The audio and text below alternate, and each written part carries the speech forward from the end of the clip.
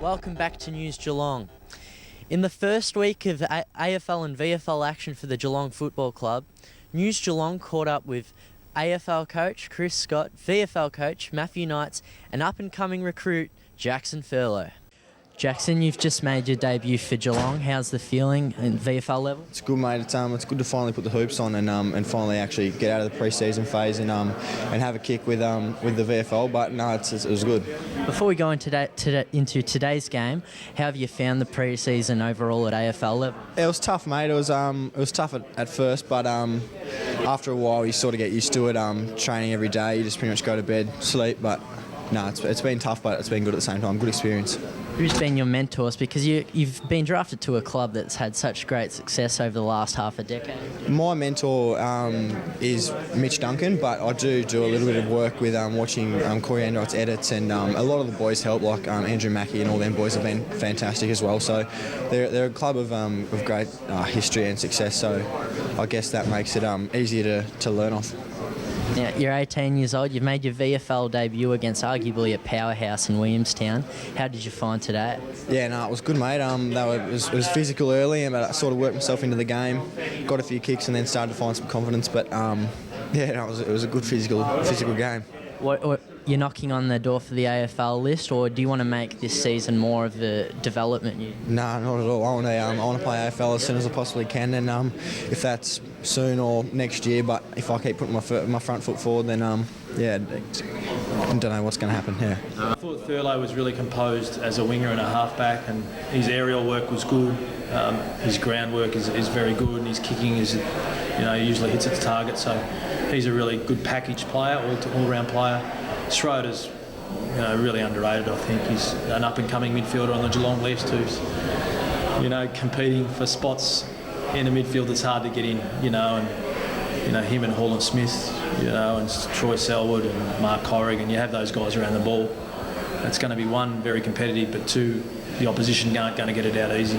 And I thought Schroeder played a really good game, and he usually finishes well in front of goals also. And he did that again today. Well, I think Jackson is one that would obviously be pushing up because he's already had NAB Cup exposure. So, I think he's at that level where he could come in and play a role in the AFL team. There's no question about that. But it's important he keeps learning the Geelong way of footy and the craft of Geelong. And part of that is playing in the VFL at times. And, as I said, it's not an easy team to break into, which is a really positive thing. That the young players that come to the club have to work very hard, understand Geelong-style footy before they get an opportunity to play. And it's not handed to them easily. So in saying that, the senior players do give them everything to try and, in a weird sort of way, push up and try and take their spot as well. So it's just a good cycle that the Geelong list have got going. Jackson Furlow, he's made his VFL debut and he was named in the best. Could he be on the cusp of a debut in a similar fashion to Holland Smith and Murdoch of last year, or is it too early to judge after one game? Oh no, the indications are really good, and it's not. We're not just judging based on the first VFL game. His pre-season's been exceptional, played really well through the NAB series. He's got to force his way in front of some players that have been in our system for a few years, but I spoke pre that VFL game and suggested that it's more likely he'll play AFL football in the first half of the season than the second, and I stand by that.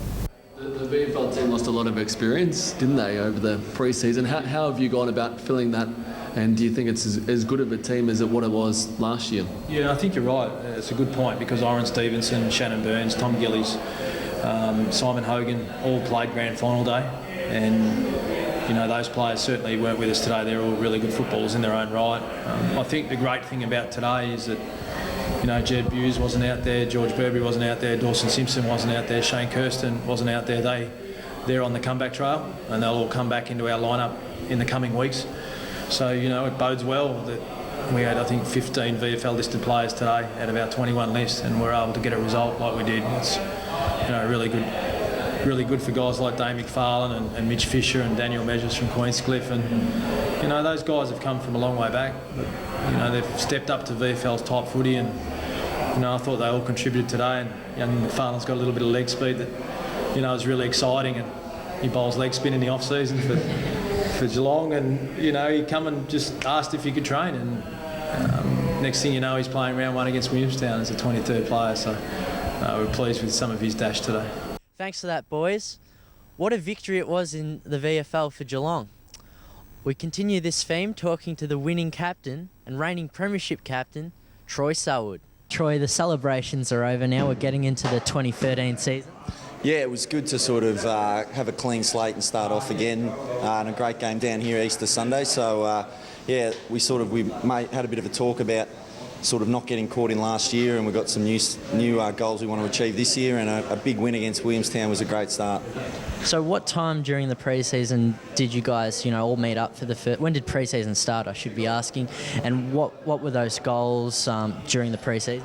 Yeah, look, we got back into it in November, so we've been going at it for a long time, and I think in that October month you really reflect and you have a good time and really relax, but come November you're really keen to get started again and start a new season. So, wasn't really thinking about 2012 again after that, and I think we've got a really strong list. I think hopefully we can do good things again this year. Could you tell us about some of the Geelong VFL team's recruits? Yeah, look, we got Piers Flanagan from the Gold Coast Suns, and he was really strong today. I thought he played a great game for the club. We've also got a couple of guys from last year that have really stepped up. I think Andrew Banjanin in the ruck was great today. He's played against some AFL listed blokes over the pre-season, really held his own. Matt Sully's stepping up every week, so there's a number of guys, whether they're first-year guys or into their second or third year in the VFL list, are really starting to play a good role. Going into today, how did you find the Torquay atmosphere and the opposition who, prior to this week were considered one of the favourites for the flag? Yeah, look, we love playing this game. We know that there's always a great atmosphere, and the Torquay and the Bellarine Peninsula locals really get behind it and follow it, so we love playing it. Williamstown are always a great side, so they're always in the top 3 or 4 sides in the comp, and that's going to be no different this year. We seem to really stop their flow in the second and third quarters, and I think that's what set up the game. We just hung on in there in the end, but I think everyone was pretty tired, so it could have fallen either way.